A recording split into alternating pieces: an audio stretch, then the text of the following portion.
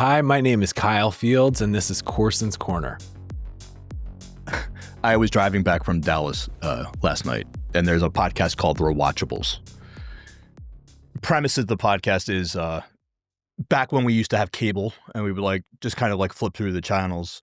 It's like, oh, this movie's on. Yeah, it's Die Hard. Oh, he's about to go yippee-ki-yay. Yeah, I'm in for another 20 minutes. Or, oh, this is the Hans Gruber speech. Yeah, I like this. Yeah. And so they take all those movies that we used to watch, like they just like jump into like halfway through and kind of break them down, and who won the movie, and what aged the best, what aged the worst, and they kind of like talk about like some of like they have this little part called like half-ass internet research, where it's just like, oh, did you know that so and so is supposed to play this part, and he wound up playing this guy, and anyway, it's fine. Anyway, they did Wayne's World the other day, and I haven't seen Wayne's World since it came out in like, what was it, 91 or something? Yeah. And I was just like shocked by how much of it still holds up. The one thing that they really talked about that I thought was pretty funny was you've seen it, right? Yeah.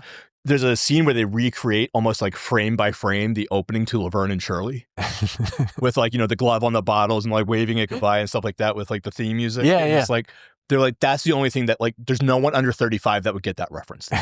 Like people watching that today be like, I get that. And so they were trying to talk about like, what would it be today if you were making a movie and you wanted to do like an homage to like something that is like, are you recreating like the waterfall thing of Friends? Are you like, what would it be? Yeah, it'd be like some pop culture, like Seinfeld, Friends, some monster TV show that everybody watched. Those don't really exist anymore. They really don't. No, I mean, like it's been scattered amongst all the different platforms, and like the shows are amazing to come out, but you watch them instantly, and then you're just on to the next. And there's no monoculture, right? Where it's just like when Lost came out, I remember like we had an embargo at work. Yeah, like it came out like on a Tuesday or something. Like you couldn't talk about it on a Wednesday, and then Thursday lunch, like everyone was just like trading theories and like. I miss it. I miss those. It was great. I love the mystery box thing. Yeah, it's a bummer. I don't know. I have hope that it might go back.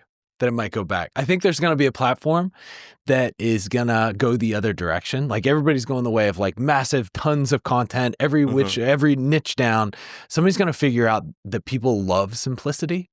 And there's going to be some sort, maybe it's going to be an AI technology where it's really going to know you, how your week's going, what you're in the mood to watch. And it's going to give you like a thing. And you're going to realize, man, this feels really good to not have to make this decision. And this thing's pretty good at giving me stuff that I actually It's going to tell you, this is what's available to you on Tuesday night. Yeah.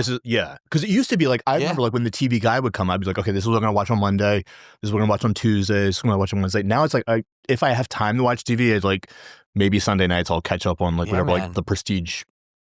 For me, it's like that stuff does not work. Like choices for me do not work well. Like the shoe thing. Like you after where my shoes came from, that was like a long process of figuring out like one shoe that did everything. I could wear it to the gym. I didn't have to wear socks. It wicked water. I could wash them. I could wear it to dinner. And like, I'm just committed now. I don't have to think about it. I was wearing them today. I was at Sun Life and Justin walked in behind me. He was like, oh, you're wearing some bright white shoes. I was like, they're fantastic. I was like, and people ask me like where I got them. Like you're like the fourth or fifth person that's like, I bought them we were at like a little group thing.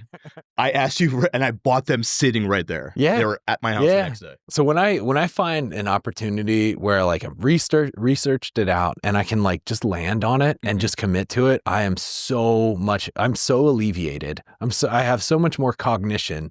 I feel like I've succeeded. Okay, like figured out that one thing. Shoes, good, check, done. Good. What else? I like having friends with you that do all that legwork, and I just go, "Where'd you get those? Yeah, send me a link," and then I just buy it. Even better. Yeah, right. It's like I was having a conversation with someone at work the other day, and they were talking about this like Arizona somewhere. There's this like underground community where like people have these like bunkers, and he was going out to meet his friend, and he was like, "Oh, I'm here to see Joe," and the guy was like, "I don't know Joe," and then Preppers. like, and then he got a call, and he's like, "Hey, I heard you're here," and he's like, "Yeah, how'd you know?" He's like, "Oh, my friend just told me." I was like, "Yeah, that only works because they have the option to leave."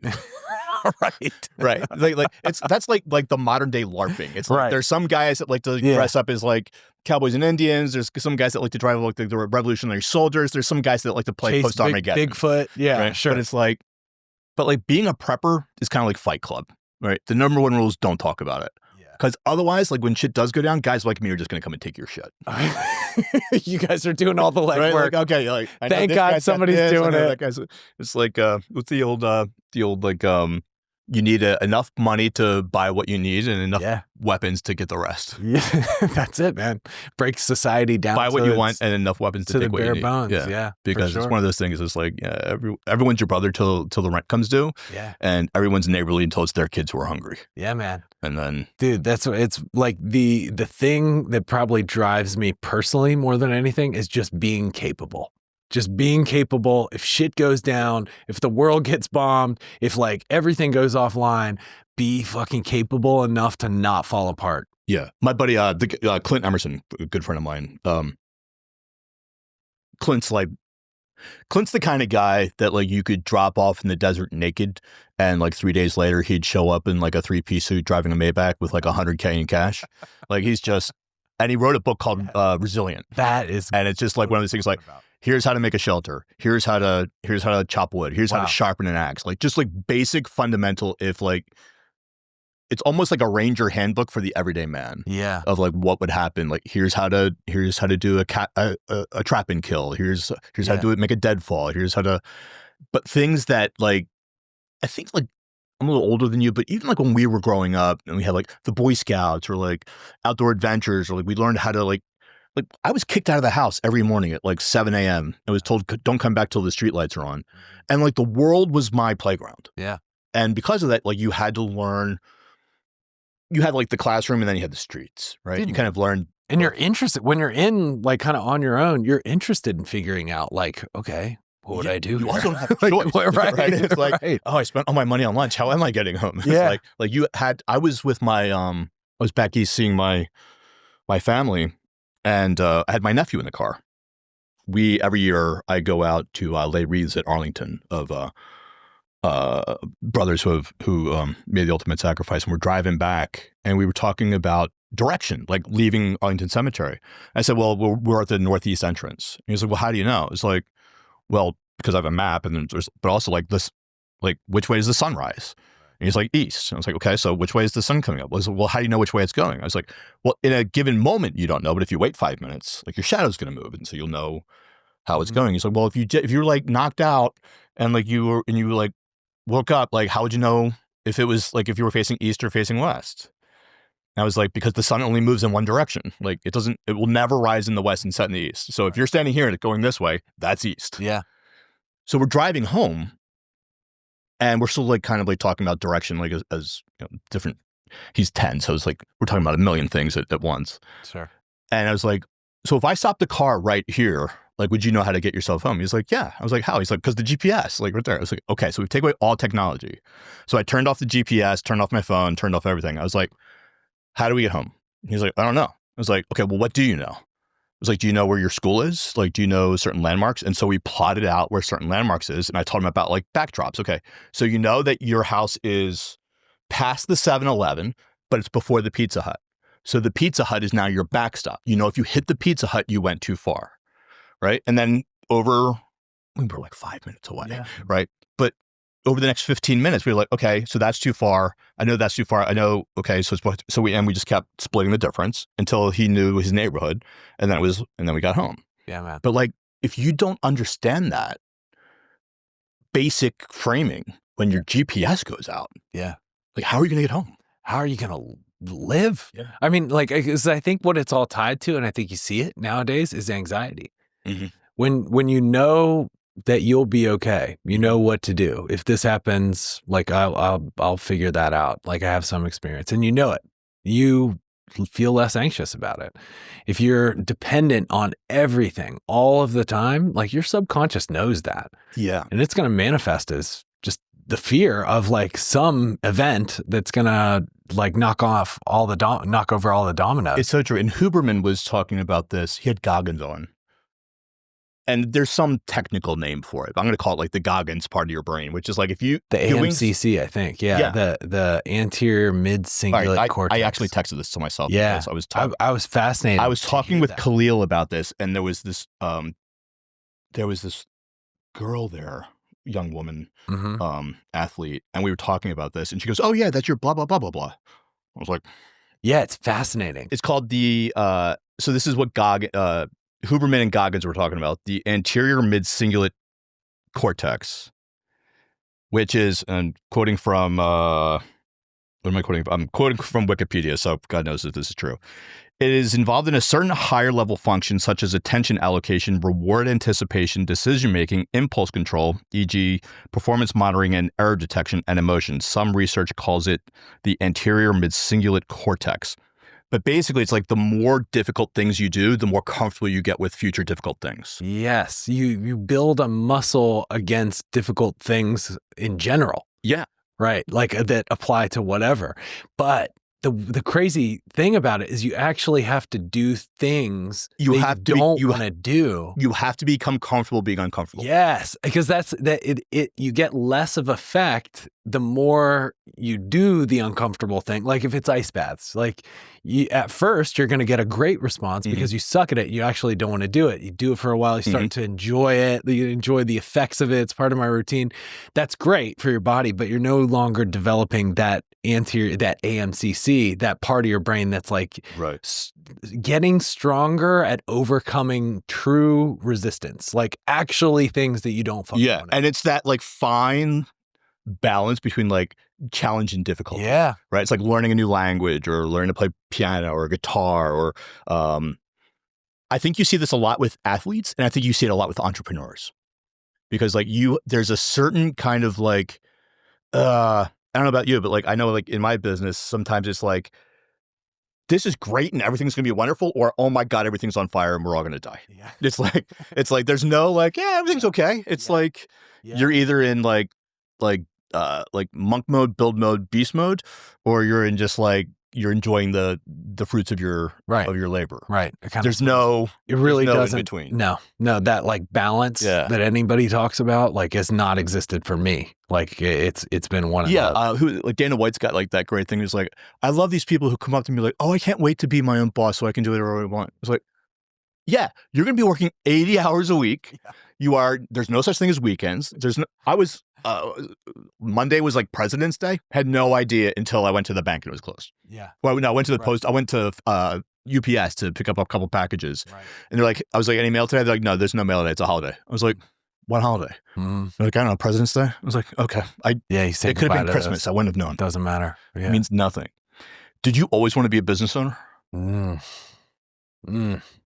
Man, I did not plan much my life. Okay. I really, like senior in high school, Kyle wanted to do what? I think I wanted to be Arnold Schwarzenegger. Okay. I think that was like, it's not, I think that was the archetype. There's a whole generation of people that wanted to be just that. I think you want to be an actor? I think, like I wanted to be famous. I wanted to be like a movie star or like a pro athlete or like someone well recognized or special, or, at that age, it was just about like, serving the dreams of my ego, right? Like hopefully I can get recognized for being special. That's what I want to do. Did you have recognition in high school?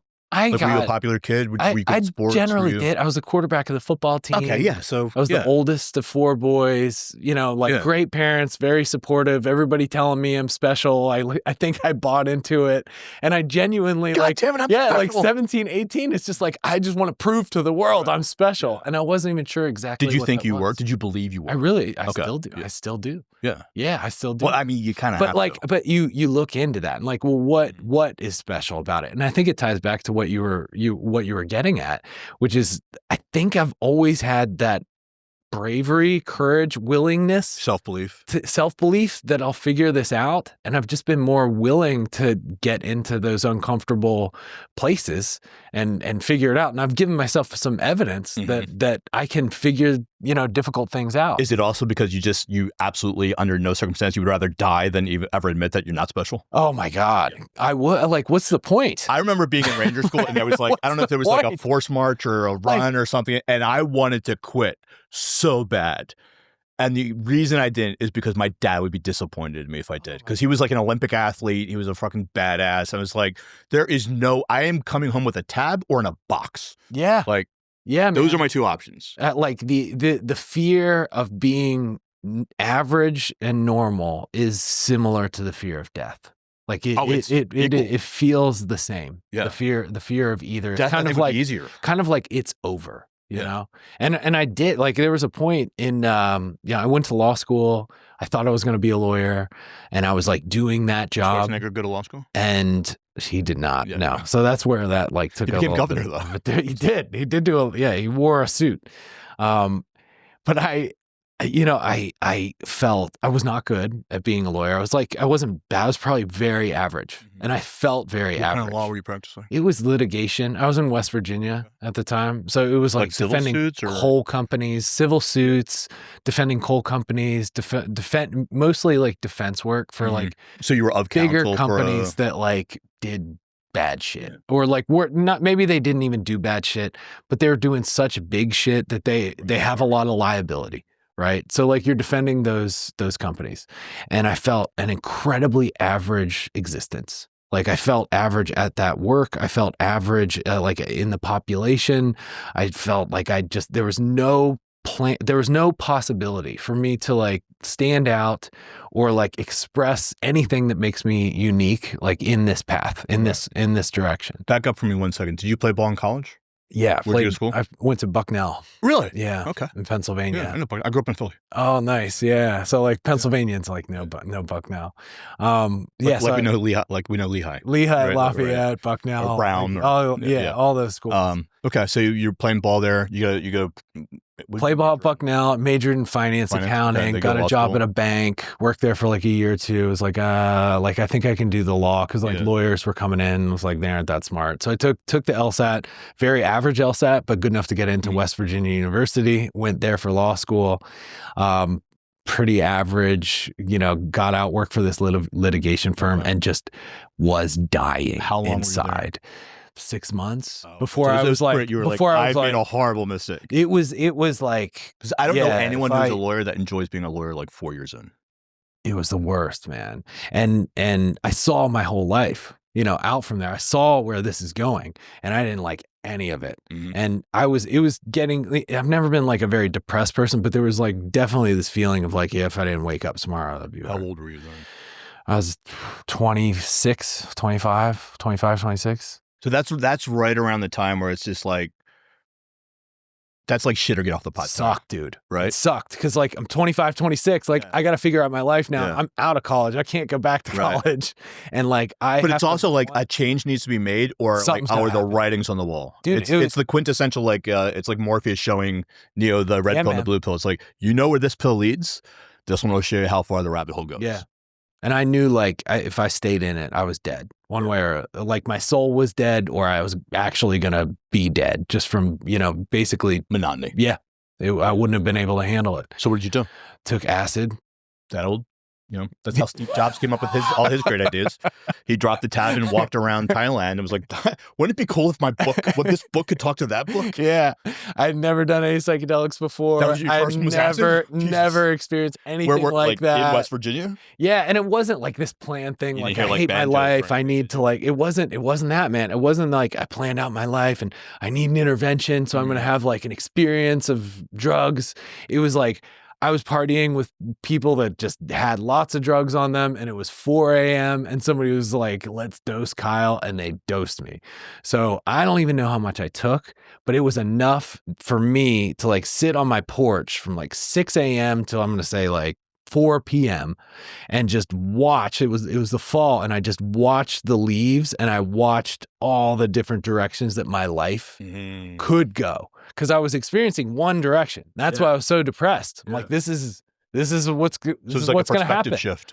And I sat there and I like stared at like a million different dimensions of like, I could go to India. I could like just get on a plane right now. I could like go be a monk or something, or like a yogi, or like I could do this, I could do that. And this is actually where the Arnold Schwarzenegger thing came in, because there was a vision of like me and Arnold merged, and like I saw it, and I was like, and it wasn't so much like his physicality. His physicality was, it's obvious, but like his willingness to just like move to America with like whatever, like $50 in his pocket. And figure Netflix it out. Doc. Was it Netflix? Yeah. Fascinating. Awesome. He was just like, I figured Dude. And like he and Lou Ferrigno were like doing like construction, and like they would like argue back and forth in some made up language to make homeowners think that like one of them was, you know, like keeping the other one. He never stopped doing that. No. Like that was what was so cool about it. It doesn't cost anything. It just costs bravery. And then, you know, became the best at bodybuilding, said he wanted to do movies. Everybody's like, fuck you. Your name doesn't make sense. You're way too big. Like it doesn't work at all. You have this crazy accent, crazy name. And like, what's he do? He like perseveres. He gets in there. He becomes like the best actor ever. Does the same with government and like politics. Crazy. Everybody's like, this is insane. You don't know what you're doing.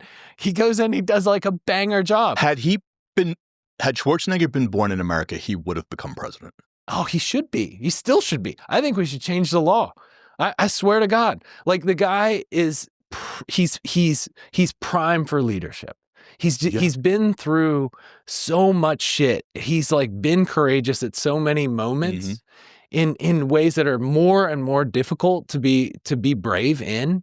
And he's trying to do the right thing. Like he's a flawed man who, from everything that I can gather, like understands his flaws and is trying to do the right thing. And those are the people you want. What a testament to his character is being like conservative in Hollywood is kind of like you get blacklisted like right away. That too. This guy was the governor of California as a Republican, and he's still adored by everyone in Hollywood. Dude, I'm serious. I think we should change the law and let him be president. Like, I think he's everything that everything that really makes Trump successful, like the decisiveness, the popularity, the understanding of like how to like rile people up and like get attention. But he's actually, I think, much more capable than Trump at being a leader to people, being a leader to human beings. Yeah, he's got a much higher EQ. He can connect people. Yeah. You know, Trump, like, I'm not a super political person. I'm not like really entrenched in either side. But like, Trump doesn't do a very good job connecting with people. And like, exactly. Like, he doesn't care. That's a big part of the job when you're the leader of the country is like, you got to help everybody get along. You got to help everybody figure out what we have in you're common. supposed to be the... There are messages that cross party lines and hit humanity. And like, that's where the focus needs to be. Yeah, I'm of two minds. I'm of one mind. I think that like, here, I'll give you a classic. And again, I'm not a political person. I'm not a political person. I met Obama a couple times. Wow. Thought of definitely like someone like you want to play basketball with, have a beer with, was not a huge fan of his policies. Sure. Right. Have met Trump a couple of times. Trump's like an interesting person because like, depending on who he's around, like he's different people to different people. So I've seen Trump like very magnanimous or magnanimous and very like cordial and very like talking to the busboy, like, well, what do you think about this? And then I've seen him like in more confrontational settings where he's like, hey, I'm in charge. I said this. Like, I don't give an F what you think. Get out. And while I don't like the way he does things, I do agree with like a lot of the things that he was elected to do and the way he's going about that mandate. So I'm of two minds. Like on the one hand, like he's very good at getting things done. Right? I mean, like, he's a businessman. Yeah, like, following through on the plan. And I think that like to be president of the United States, like you should have had a business at some point. Like you should understand how like at least understand how that works. How it works and like how because like the way the United States government is being run, if that was a business, it would cease to exist. Yeah. It's been a failure. On the one hand, I think there when times are good and things are going well, President like Clinton, right, was a great like whether you agreed with his he balanced the budget, right? Like he like the world was like he kept us out of Afghanistan. Like there was a lot of really good things that he did, and he liked sex. Right, shocking. A powerful man who.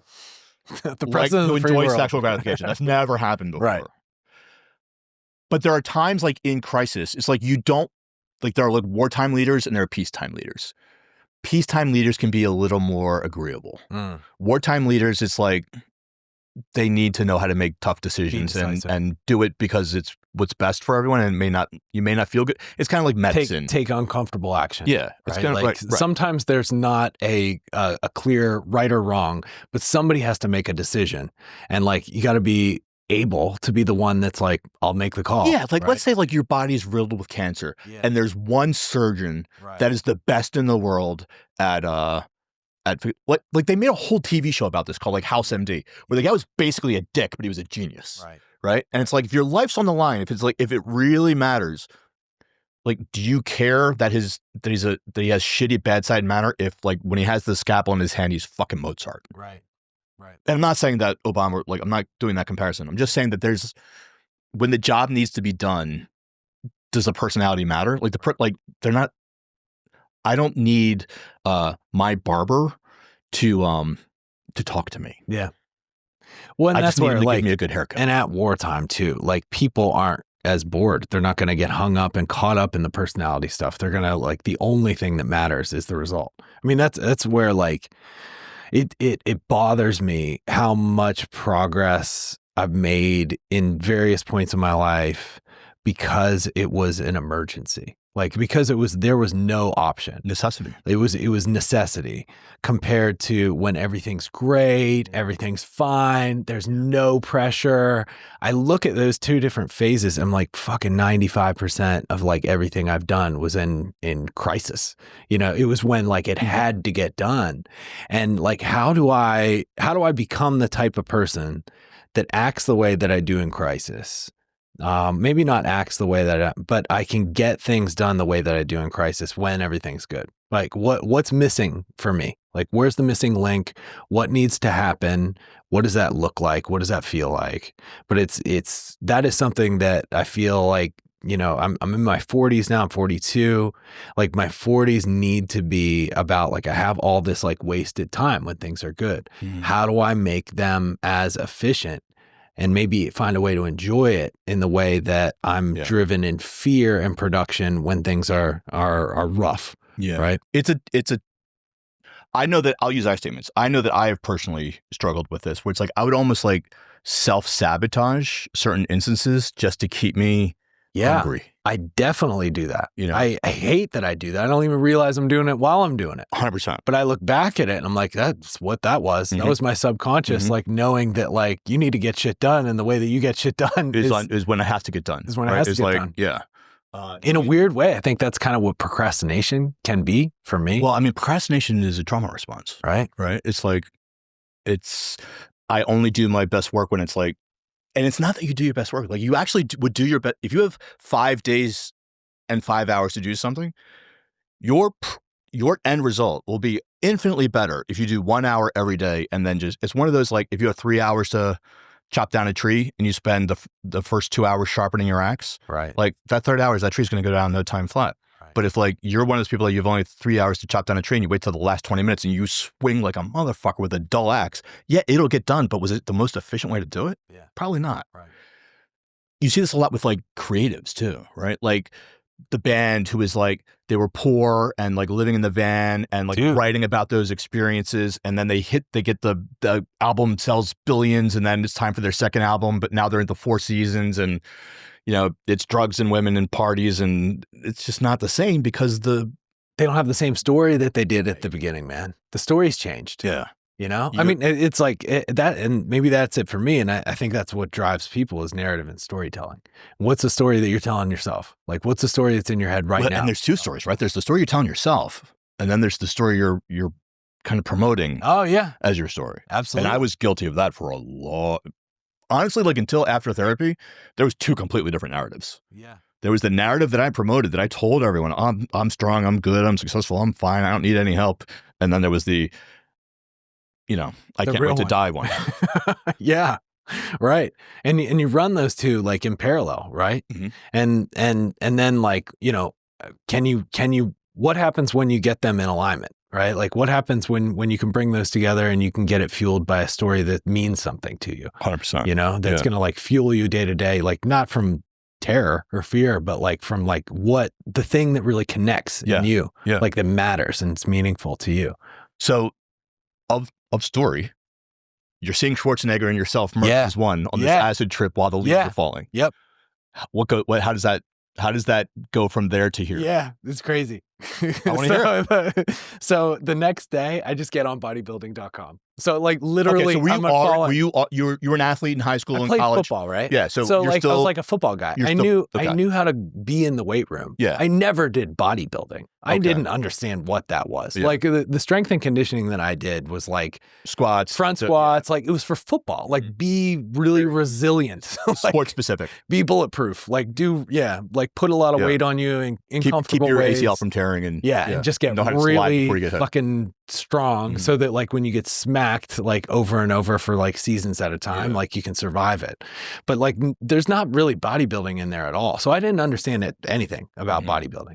But I got on bodybuilding.com because I was it did connect with me that like, hey, I know my way around the weight room. He got attention from like working in the gym and it opened a lot of doors for him. So it was like, I need to get attention. I need to maximize what I got. And I know how to be in the gym. I just need to learn how to do this. So I got on bodybuilding.com and this is like when it was still like a bulletin board, right? Like I didn't understand macros or like training. What year is This was probably 2010. Okay. Right? Like, right about, I was like 20, I guess I was So like 25. CrossFit's big at this point. So CrossFit it's like is beyond the coming on. whiteboard. And, that's happened. Okay. Like CrossFit's out there. I remember like doing a few workouts like in the rec center on, from what I read, like online, like go do this workout, come back and tell us your time. And there's 10,000 people doing it. It was awesome. But I got on bodybuilding.com and I'm like listening to these bodybuilders like give advice to like everybody. I'm like, okay, this is like a totally different thing, but I'm going to do it to a T. Like I'm going to get the macros dialed in. I'm going to wake up, do my morning cardio at like 4:30. I'm going to like train, like again, second time of the day, like 4:30 and do like the heavier weights. I'm going to take steroids. I'm going to like do all this stuff. I ordered all the steroids. Could you get steroids online back then? Yeah, no, you could still, if you had the right website. And like it was still like very conservative, but like it was enough that like I felt like a bodybuilder and I looked like a bodybuilder. In like 3 months, I went from looking like a football player, like a Tom Brady bod to like a fitness model. And the guy who cut my hair like took photographs as well. I was like, dude, I need you to get some photographs for me. I'm going to send them to New York and I'm going to go to New York. I'm going to be a fitness model. And he's like, okay, cool, sure. And he like took these hilarious photos of me, like thinking I'm like artistic and cool, like on the side of a motorcycle with my shirt off. They're probably out there still somewhere. They're hilarious. But I sent them to Wilhelmina's office in New York City, the modeling agency. And they were like, cool. Like can you like go out? Can we send you out like for a few jobs? I'm like, yeah, when? And they're like, tomorrow. I'm like, yeah, cool. And I got my car, drove to New York, like that. Stayed on my buddy's couch, but Tugger had just moved there for a finance job. He was like my wide receiver in college, like best friend. And I stayed on his couch for a week. I went to like do these jobs. I actually booked a couple of jobs. I made some money and I'm like, okay, so I'm just going to do this. Beats being a lawyer. I went back, got all my stuff, got an apartment, and like started going on casting calls like every single day and like working modeling, as a acting fit, too, or just modeling, acting, but most of the acting was just like specific work for commercials. Like they need a shirtless guy for this, right? Like it wasn't, nobody's like thinking you're like, you're doing like the Al Pacino or anything. You're the Old Spice guy. Yeah, you're the Old Spice guy. So I'm doing all that. Like I'm loving it. I'm meeting people. They set me up with a personal training job where like I was like training other people. I didn't have a certification in anything. I didn't know anything. I just looked. No, it was a gym called Peak Performance, and it was so funny. The owner of the gym, great guy, Joe Daldell. He had the same modeling agent as me. Like, so he was like a fitness model too, and he had opened the gym. Wilhelmina's not like a fly-by-night. They're like, it's like Wilhelmina Ford. Yeah, and no, like they're a big, CIA. They were a big deal. They were a big operation. They were really great. Like I made like real money. Yeah, like, I mean, not like as much as I was as a lawyer, but like good, like 6 figures. And then other people want to pay you a lot of money to like train with you, even though I had no idea. how to do. Were you like, is that because like you were on like the cover of Yes. like Men's Fitness? If you're on Men's Health and Men's Fitness enough, they're like, all right, cool. Yeah. Tell me what you did. Right. Like, I want to be you. Yeah. So like I'm doing this job. I don't fucking know what I'm doing. I'm like trying my best to translate like what I did for these people. This guy, Dan, who worked at the gym, he's like, you know, maybe 10 years older than me, and like has more experience, more cred. Like he's like a real coach. Mhm. Like he's a science guy. He understands like what's going on. And he was basically like, dude, like you have to learn how to do this. And like he was very cool about it. But like he kind of took me under his wing and like taught me how to be like a real trainer. Mhm. And in that process, I really liked the training. Like, you know, what was happening in the modeling is you go to so many of these like castings, there's a bunch of guys that look exactly like you. It feels like random if you get selected. It's a huge hit to your ego. Like you're never in shape enough. You're never fit enough. That was like cool to like be in magazines, but also like it was diminishing the return and value to me. Right. Because like, was that still like a little bit of touch-ups, but like it's not like they're like sculpting. Not much, right? Yeah. It wasn't like they were. Whereas today, it's like on a computer. They can make you look however you want. Like you don't even really need to be in shape. Instagram didn't exist. You know, like I was one of like 40 guys. There's like 40 guys in the country. They're always the same guys. They're always at the same one. Yeah, we're all like friends. It was the same life, but it felt interchangeable and felt like, is this my value? Is this my worth? Is this what I am to the world? And I'm doing this training and I'm helping people like do what I did. Like I used fitness as a vehicle to like really change my whole life. And like, not just like in my body, but like when I changed my body, it was really easy to change my circumstance. And were these people that were like coming to you because, they're getting married or they're usually, you know what I mean? Or like there was like, or like they needed to get back in shape or usually it's some like little, some like event in their life where, you know, they have something coming up. Some of them that were like some of my best friends just like were guys that weren't in shape and wanted to be like gym guys. Yeah. You know, like awesome guys, but like they didn't have football, right? Like, and they didn't ever like go in the weight room. They didn't know how to do this stuff. Well, like fitness is also like one of those things where you get like almost immediate feedback. Yeah. Right. And like it's after you do like a really good workout, and after you haven't worked out for a while, like you feel great. And like you kind of look at me like, oh, like in a not very prolonged period of time, like I can look like this all the time. Yeah. How I look at the end of this one work. You can look and feel this way. You're regularly doing these like incrementally harder and harder things that seem to never have an end. Right. And then when other hard things in life come about, you're like, yeah, I can do that. You're not as stressed. Your mental clarity is better. I can do it. It'll suck, but I can do it. It'll suck, but I can do it. Again, it's that challenge difficult. Exactly. Yeah. So like that's what it starts sinking into me is like, oh, that's the job. The job's like, the training is like the vehicle. The training is like the tool. Yeah. But the job is like showing people that they can have whatever they want. Yeah. You're almost like a life coach. What are you? Yeah. That your likelihood to like get whatever it is that you say you want is directly tied to your willingness to endure challenge and difficult things.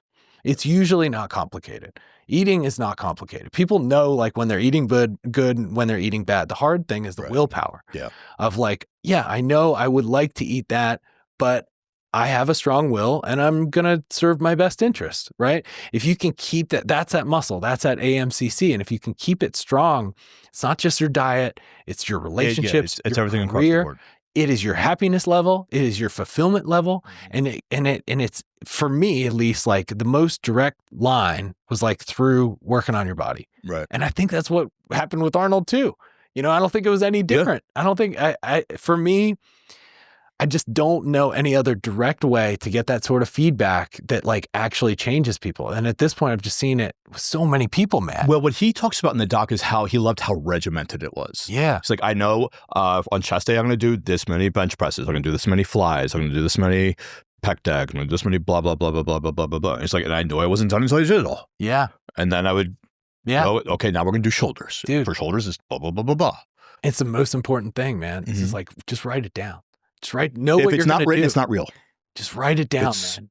I tell people that all the time. It won't be perfect. It'll never be perfect, but just write it down. Yeah. You have to have a plan. It changes everything. It changes everything. It was the difference between me just going to bodybuilding.com, really listening to what these guys like did to a T, following it to a T, and going in and imagine if I was like, okay, I'm going to change my life, but I'm just going to figure it out on my own in the gym. No way. I'd still be working on it. Like I was able to get there in 3 months by like listening to experts and just doing exactly what they said. Yeah. Like that's where, and we're in this age right now where all of the information to do anything on earth, you can literally out there. Do anything. Like I know. Like, there were things that just like there was like I like remember like moving out to LA when I was like working for this security firm, and there were people out there that like still didn't know how to like break into Hollywood because they didn't know. Now it's like you don't need an agent, you need a phone. Yeah. And if you have a phone, like you can make a movie. You don't even need Hollywood. No, Hollywood's worried about it because like YouTube, like they're getting boxed out because like so much of their value was connecting you to the people that you couldn't reach, and they were going to take a percentage of your talent for it. Right. Now it's there's a direct corollary, right, from like the audience to the people to the creator. That's what like one of his pieces of advice, like if you're starting a podcast or if you're starting a YouTube channel, it's like, why are you going to a studio? You don't need an agent. Like then they're going to own it, and then you don't have control over it. And then he's like, I go to some like people's like podcasts, and there's like people in the control room. I was like, why? It's like, I got Jamie. It's like, what do you need? Like, that's it. Dude, if you watch the first 100 episodes of Rogan, they're the best because they're just in the basement with like a single camera on. It's literally, I think, his like webcam. It's so great. Yeah, it's like, I love. But you know what? That's where he got his reps in, and that's where he learned. That's where he got curious, and that's how he learned how to answer questions. Like, dude, I'm on like, this is what, like episode 60. I still get embarrassed when I go back and watch episode 1. You know what I mean? It was like Justin and I sitting in that room over there, and I was just like, yeah, so yeah, but it's like it's the thing that I try to remind myself in new things anymore too is like, it's not reasonable to be good. Like if I'm doing something new, if I'm trying something new, remember, this is not reasonable for you to be good. I tell everyone doing anything that they want to do, just start. That's the hard part. Just start. Hit that record button. Even if it's like you just want to be a painter, even if you just want to write a book, like just start writing. Yep. Well, it's like I don't know what it's about. It doesn't matter. Like it'll come to you. Just start writing. Yeah. Just if you don't know what to write, pick up a book and just start writing what's in the book, and eventually those words will become your own. Yeah. Why is it so hard to do that obvious thing, right? That we all know that you need to do? Because we have this like analysis paralysis. Yeah. Or we have this, we know what we want it to be, and we know where we are, and we don't know how. It's kind of like starting your own business, right? Everyone thinks it's this straight line to success, and it's not. It's this fucking Ouija board of a matrix that like kind of like somehow eventually, if you just don't quit, will get you there. Right. But more people self-sabotage their success out of a fear of the impossible rather than a fear of the possible, or rather than a belief in the possible. Yeah.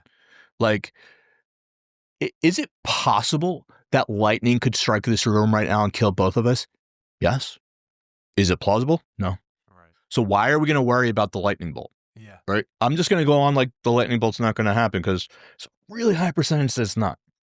But there are some people that can't get the lightning bolt out of their head. Yeah. Yeah. And that will always thwart you. Yeah. That will always sabotage your success. My wife, she's a content creator and a run coach. And, yesterday she was just having a rough day. And, I was like, what's going on? She's just like, I feel overwhelmed. Like I have all this content that I need to make. Like I haven't like kind of done anything. And there was this realization. I had this camera right behind me. Like it was all set up. I was like, oh, we just need to hit record. Like, and I just hit record, I brought the camera and I was like, and I just left it. And then, yeah, there was like a few awkward moments, but I left it rolling. After like 30, 40 minutes, she had like 3 awesome pieces of content all around like this amazing High Rocks running event. I think I told you about it. They ended up getting 2nd overall. The one in Vegas? The one in Vegas. Yeah, I was out there for it. They did so good. And I got some amazing moments from her, like kind of breaking down what went well, the right partner, what a good partner is, like how to approach the workout. She like opened up, she got out of her shell. There was no thinking, there was no planning beforehand. There was no like, okay, we need to script this out. That's the best. The hardest thing was just hitting the record button and just like living life. Because life is full when you're creating content, life's full of great content. You just have to capture it. The more you can't vulnerable, capture it if it's not I was having this conversation with someone yesterday, and I'm not going to say her name, but she's working on a book. And our due dates are very close to each other. Oh, cool. We were talking about how do you take something that was so traumatic and put it on paper that everyone is going to read, right? Like you're kind of like sharing a very deep wound that you've carried yourself for so long, and it's like, you know that it happened. It's one of those like your scars let you know that your past was real, right? But you're the only one that sees your scars. And then you're going to take this scar and you're going to take photographs of it and you're going to put it online, or you're going to describe the incident that caused those scars, right? And it's like in writing it out and being like real and raw about it, it can be both very cathartic, but it can also be like very therapeutic. And she was like, how do you write? How do you talk about your stuff? And I was like, honestly, there has not been a single writing session where several pages were not written through tears.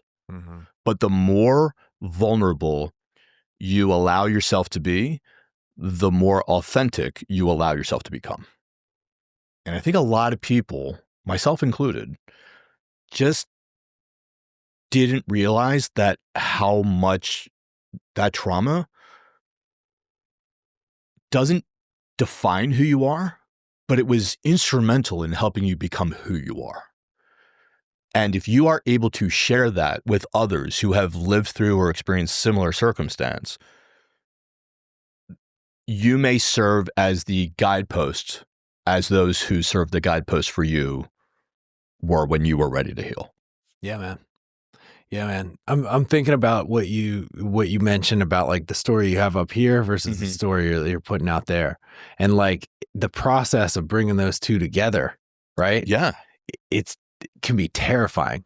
What is life now? What is my story now? What will other people think about this? Like, what will this do to me? What impact will this have?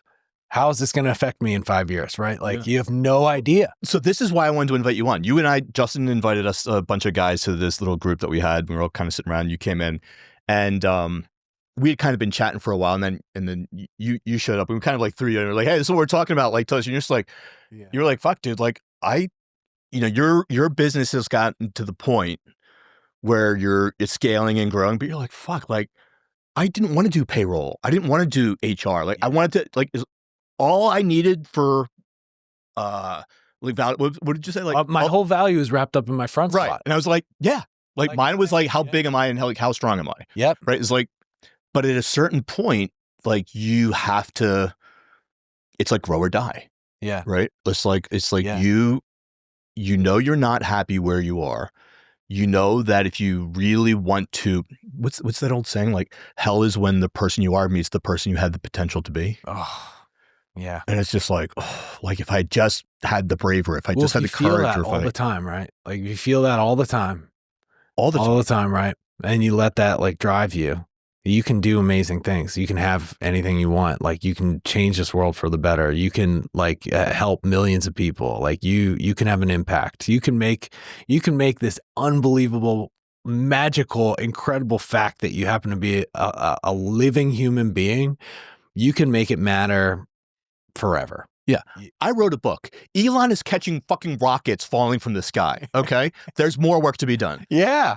You can do it, and you can do it. Yeah. And he's sitting there going, I don't know, who's this example? God? Yeah. Like, it's like, He's still going, just like anybody. That's what I'm saying. Right? It's like we all are. Yeah, you got this life, you've got potential, you've got you have an opportunity in front of you, a magical, an impossible opportunity. Yeah. And it happens to be really going on right now. Yeah. And what are you going to do when that day comes where you have to wrap it up? You have to finish the painting, and like now's the reckoning time of like everything that you could have is now going to be confronted with everything that you are Exactly in this moment. And like, man, you want to be standing in that moment feeling happy with the movie that you made, the painting that you made, the stories that drove you, the stories you created, the impact that you had, right? So like that's available right now. It's available to all of us right now, you know? And why is it so, you know, and it's like, you why already is it bought so the hard ticket to your own movie. Yeah. Like, why is it so hard to hit record? Why is it so hard to hit that, you know, do that hard thing that you're resisting? Like, how can we get stronger? How can we build that up in ourselves? Yeah. And you know what's so funny is like the reason we don't is because we go, everyone's going to laugh at me. Yeah. And the reality is crazy. no one fucking cares. No one cares. No one cares. It's so no true. one is thinking about you. No one gives a shit. They do not care. You could put the biggest piece of trash of content out tomorrow. Everybody's just going to go, meh. They're going to roll right through it. It's not even going to be a thing. It doesn't matter. Even in the case of like turning on the camera, like worst case scenario, we don't use it. Like, okay, like worst case, it's not even that people see it. Worst case is you have to hit erase and like that's it. Yeah. It's nothing, you know, but like in the moment, it was like my wife was feeling real anxiety. This was physical. It was real. It was not good, you know? And man, like the more we can find ways and you know, support each other in it, because it's also just kind of an impossible thing to expect yourself to do. Also just like having the capacity just to get it out of you. Yeah. Like there is a real thing, and you'll appreciate this. Like I talked about in the book. I have like a whole chapter in this book about like fitness and like the importance of, because like our bodies are like batteries, right? And it's like we need to exert energy. Yeah. Whether that's like interpersonal dynamics or physical dynamics, like, and if that capacity doesn't have a release, it's going to go to like one of two places, and it's like anxiety or depression. Yeah. And so, well, you'll lose your battery. Like you need to use the battery. It's a use like or lose. You have 0 to 100, right? Mm-hmm. Like if you're only using the first 60%, like that top 40%, it's just going to deteriorate. It's not going to work. It's not going to function. You're not going to have it. One of the best examples I ever heard about this is your iPhone. Yeah. Like if your iPhone gets like 80%, don't charge it. Yeah. Like if your iPhone gets to 80%, let it run down to 0 and then charge it, because otherwise you're training the battery that it only has 20% of life. Yeah. But also don't like only run from 0 to 20. Like don't do that. Yeah. Like you got to use your battery, man. Like you got to use all of it. You got to use all of it. Yeah, like, man. You should start the day at 100 and you should end it at 0. Go to bed, recharge to 100 and start again. You know, like the experience that I've had over like learning exercise and like what matters has been like all over the place. It's gone down many different roads. Mm-hmm. It's pretty simple anymore. Like if you're not an athlete, you're just a person and you don't have a special sport or anything. You want to be able to lift very heavy things and move very, very fast and keep doing that. Don't ever stop lifting something that you could lift more than 5 times. Like lift things that like you could lift from 1 to 5 times like max, and fucking sprint on things. Like whether it's running, skiing, rowing, biking, Jacob's laddering, the elliptical machine, doesn't fucking matter. Like do stuff where you go as hard as you can, because those are the two things that like will disappear and they will affect everything down the line. Chris Williamson had someone on, and he's like won like the Mr. Olympia thing, like however many times he's won it or something. He's like, yeah, like I've been doing this for 20 years, and at the end of the day, it's eat protein, lift heavy, run fast. Yeah. The hard part now for the gym owner, it's like I just need to keep you entertained enough to keep doing this forever. Because I just need to get you to do these. You go the Planet Fitness route, and you go the complete opposite way. Oh my God. Like, what do people who really like to work out like the most? Bench press, Pizza. Squats and deadlifts. Okay, we're taking those out. Yeah, get rid of that. And then we're just bringing pizza and soda. Your membership's $5. Yeah, we're and set it don't so use low. any of the equipment that will actually cost us money to replace. Come in to get fatter. It's satanic, man. But it's I respect the business because, fuck, man, you saw an angle. There's more Planet Fitnesses than there are goals. Yeah, dude. No, like as a business, it is a much better decision to do that model than what we do. Like our route is like way more of a steep climb. Yeah. But man, I just feel better about myself. Yeah, it's right. It's I'm trading like porn is a multi-billion-dollar a year industry, and it's like it will never go out of business. But it's like I don't want to do it. Yeah, right. Exactly. It's cool you're doing it. Yeah, it's like, I respect it. But it's not for me. Yeah. Right. That's kind of how it is. At least in public. But like, so where did that was gym? Well, so you're training, you start your own thing, but then like you're happy kind of like doing your own thing. Yeah. So went from the fitness modeling, just a trainer, personal trainer, realized like this is pretty inaccessible to most people. Like this is pretty expensive. You actually have to do it like more often than like once a week or even twice a week for it to be worth. Dude, I'll tell you right now, I've had friends who were personal trainers all my life. And I was like, I was a soldier. I was like, I was an athlete. Like I know how to work out. Like there will never come a point in my life where I'm paying someone $100 an hour or $200 an hour to tell me how to work out. Right. Never fucking happened. Right. Really. And then after therapy, I hired my first personal trainer. I was like, this is the best thing I've ever done. And work out 3 times a week. And it's just like, not only is it just an accountability thing, but it's like, I have to make so many decisions through my everyday life that when I just show up for that workout, I just sweat and surrender. Yeah. Just like, I don't have to what do I have to do? Okay, I'll do it. Yeah. And if you have a good trainer that you like and you respect, and you can export those decisions to them and trust them that they're making the right decision, like there's not much anything better. The difficulty is like most people can't swing it, particularly if it's a good trainer. Right. A good trainer should be like $200 an hour. And like if you're going to train 3 days a week, like you're dropping $2,400 a month. Like it, for a lot of people, that's their mortgage. Yes, exactly. Right? It's just not financially feasible. It's not possible. But I had this idea. If we had like 4 people, like no more than 4. I was like, I could cut out the part in my personal training sessions where we talk about like your Netflix and your weekend and who you're dating. And like, there's time in between, in between the sets where you fill the time, like you're resting, like, so you're not going to like sit there in awkward silence. For an hour. I was like, during that period of time is when I'm going to rotate to somebody else and I'm going to give everybody the same amount of attention that they would in a personal training session, but I'm going to be able to charge like a fourth of a personal training session. And hopefully, like, I have no idea if this will work, but maybe they'll enjoy training together. Like maybe the people actually enjoy this more and maybe they'll get a better result. And like all of those things like happened. Like that was incredible because that was like kind of the guess. I had no idea if that was going to work. There was no like way. Oh, so these aren't like 2 couples, or these are like 4 no, people. man. This is almost like you're showing strangers. up. You're showing up like at a golf club for like a 7 a.m. tea time, and you're getting thrown in with. I could have a New York Ranger and a celebrity and my 78-year-old grandmother. I got to make this work for all of them and enjoy it and like feel the value in it. Well, the workout's gonna be the same. It's just gonna be the load. The load's different. Maybe you change an implement here, like if you need energy to. Right. Like and you want them, but you want to preserve the stimulus for each person as much as possible. And that's where like we tried all kinds of different machines and movements and variations and trying to like just chase novelty. And then we really realized like what works is for everybody. It needs to be heavy enough that you couldn't do 6. And it needs to be at least like once a session that you're going as hard as you fucking can. Like you hit whatever that is for my 78-year-old grandmother or for the NHL Ranger.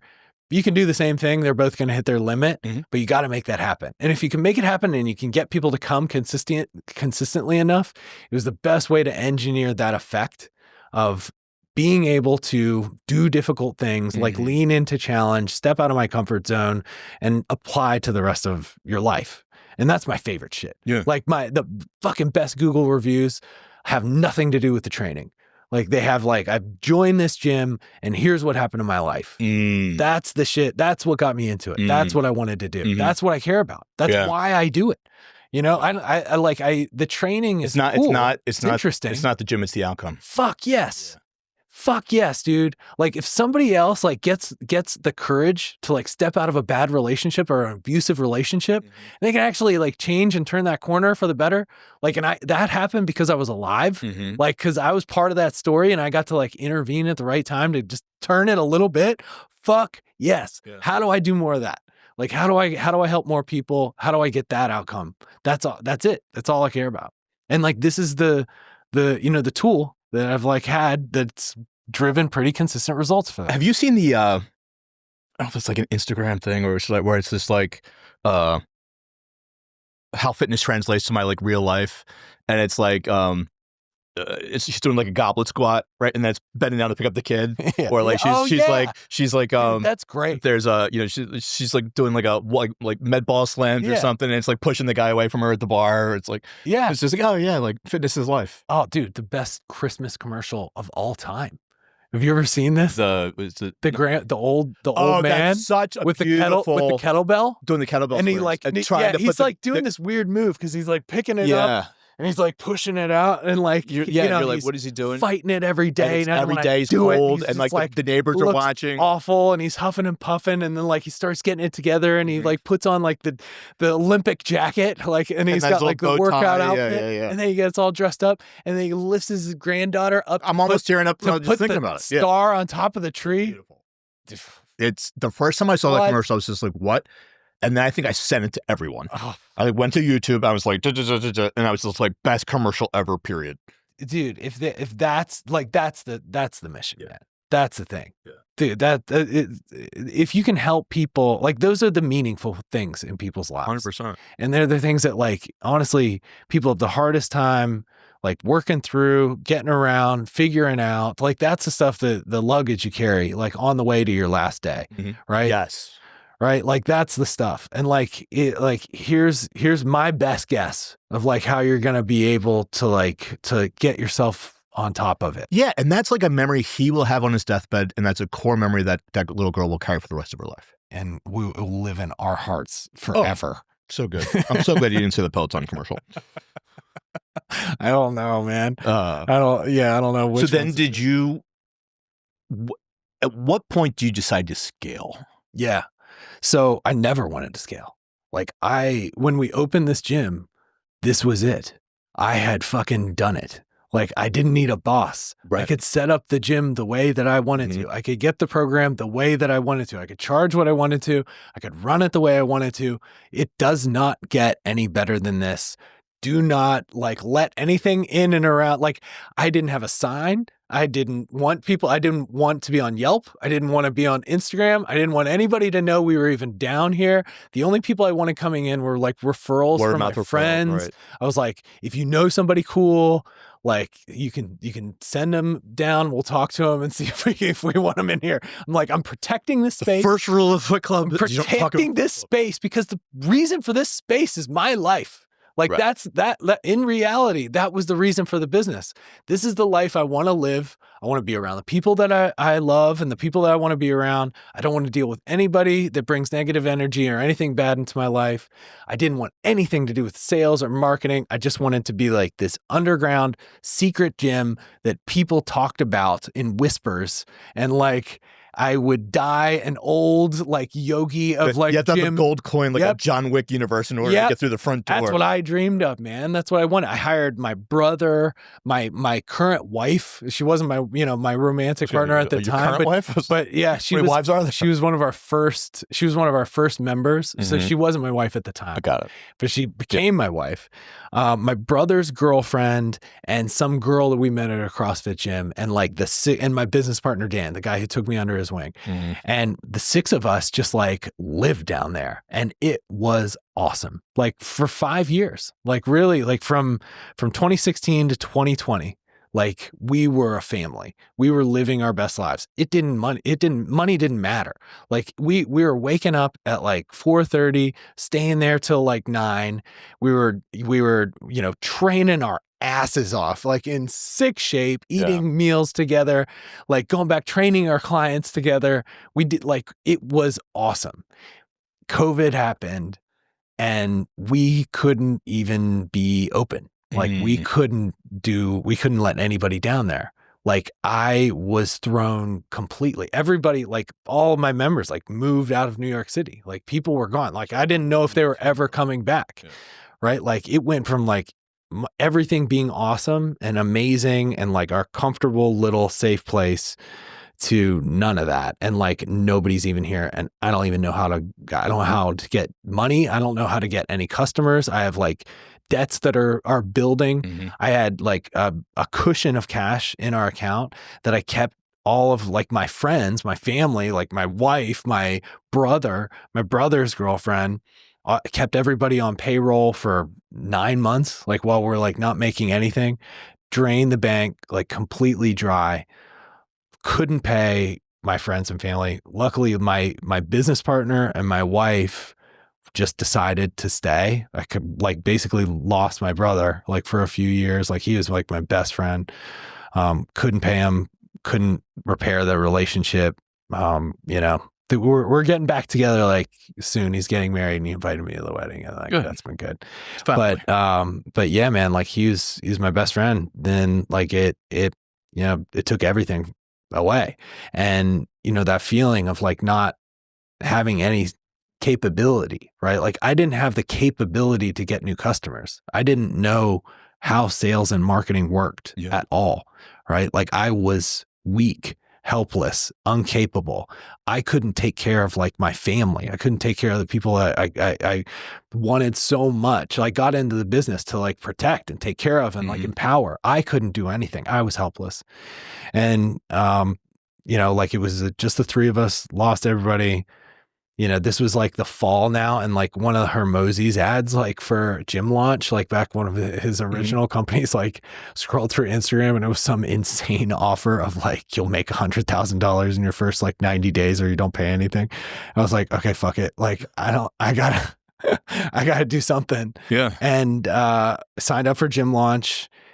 We fucking made $100,000 in like 90 days. Like I just did the same thing as bodybuilding.com. Like these guys are experts. They fucking know how to do it. Like do exactly what they tell you to do with enthusiasm and like do everything exactly the same. And I did it exactly the same. And it worked out exactly the way that they promised. No shit. Dude. And then one year from there, we made more than we had ever made in the previous 5 years. That's amazing. Because we actually, the first 5 years, we only had a product. It was sacred. It wasn't a business. It wasn't, I don't know what it was. It wasn't a business. It was a sacred place. It was a thing of like, this is actually how I want to live my life, and bring people in that also want to live life like that and feel like that and do these things and go after these things. And we protected it and we held it sacred. And then when we learned how to market and sell to people, even at like a very rudimentary level, it was bananas. It was bananas, dude.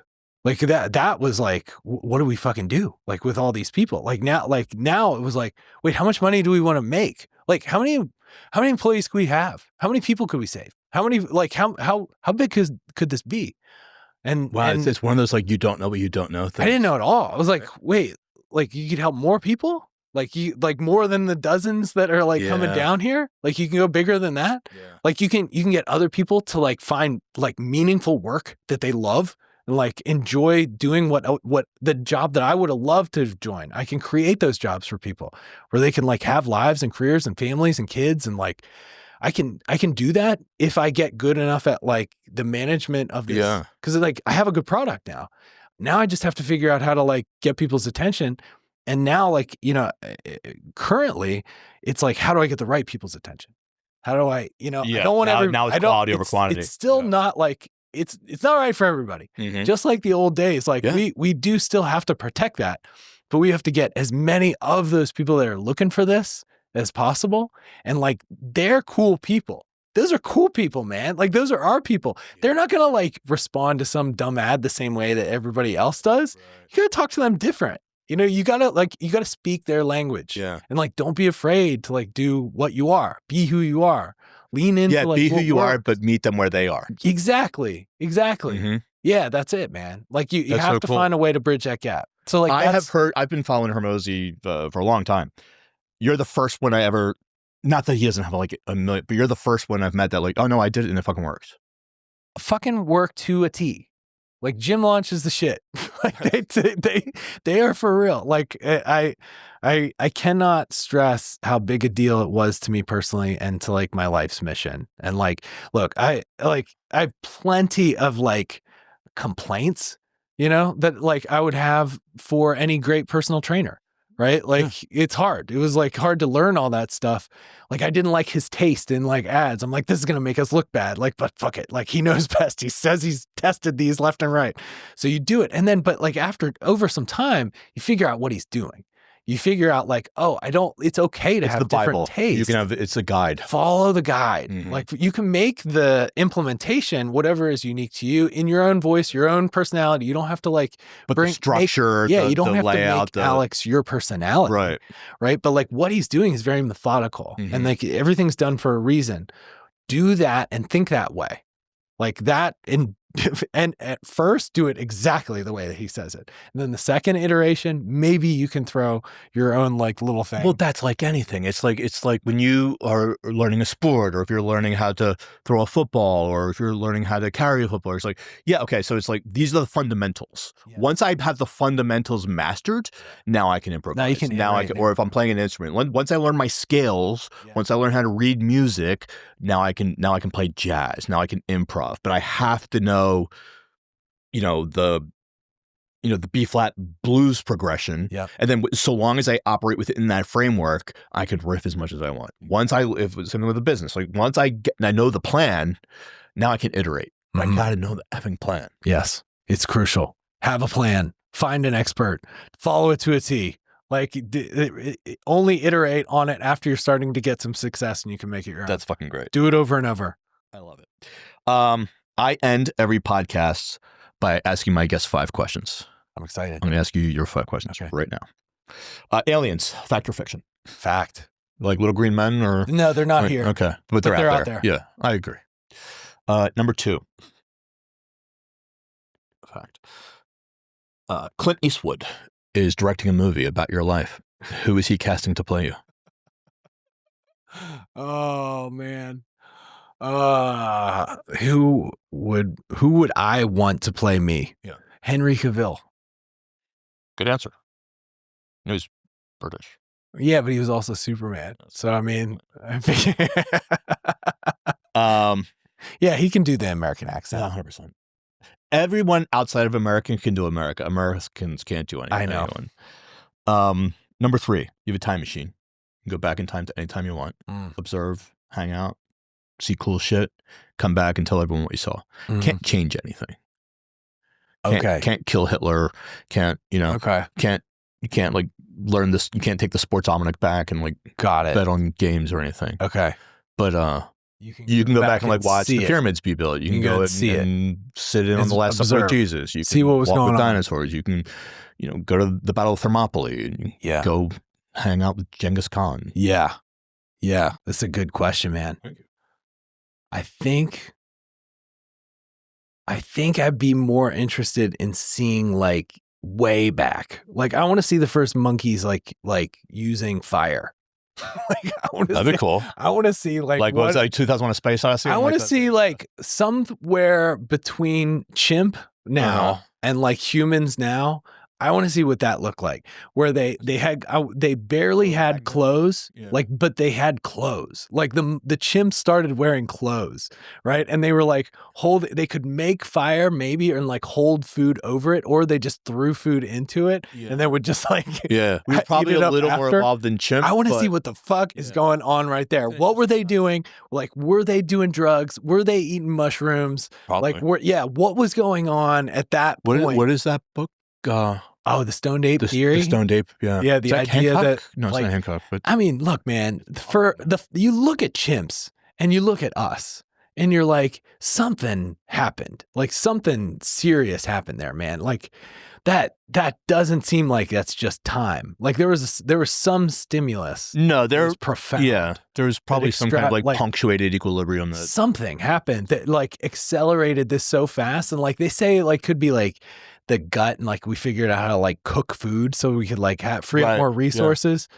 But like, man, like language is I would just love to see the first person where like the steak fell into the fire. Yeah, that's what I mean. And they're like, wow, that smells good. I'd be more curious to see like the human evolution if I could go back in time and see like what humanity is like based off of. That's pretty...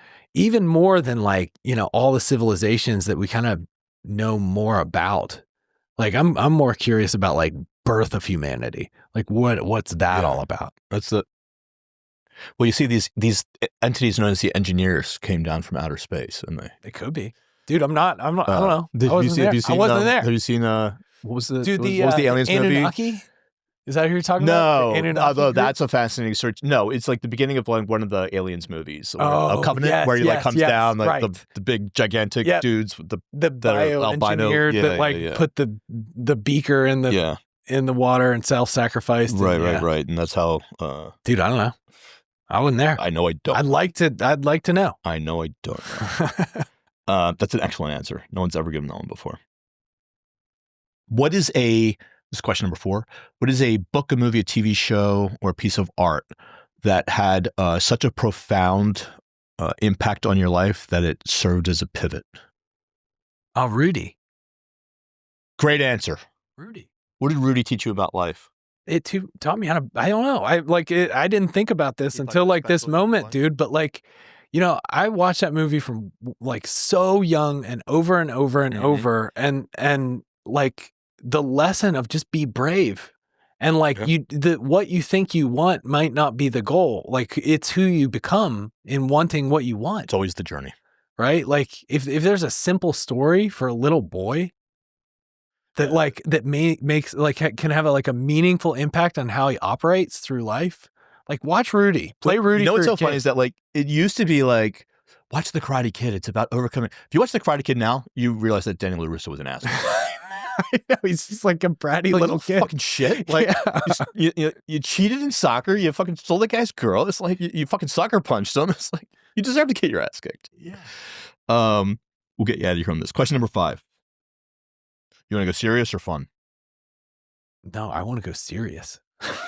Like, let's go deep. What advice would you give to your 10-year-old self? Oh, man. Yeah, you weren't kidding. Fun was, if you could have any superpower, what would it be? Yeah. You do shrooms. Yeah. You're in a vortex. You see your 10-year-old self. And I have the opportunity. I really want to give this like the right answer here. Mm-hmm. Take your time. It would be, you're capable of way more than you think you are right now. Aim way higher. Aim way higher and just do what you're good at, which is being uncomfortable. Dream bigger. You can have way more than you ever imagined. And all you got to do is use your gift. That's it. It's beautiful. Kyle Fields, ladies and gentlemen, if people would like to learn more, where can they go? You check out the Fort NYC on Instagram. We make a lot of fun content, training content. I'm in there I'm trying to get attention of the right people. So like maybe if you're one of the right people, like go to the Fort NYC on Instagram. We'll put it in the show notes. Awesome. Thanks, brother. Thank you. Cheers. Cheers.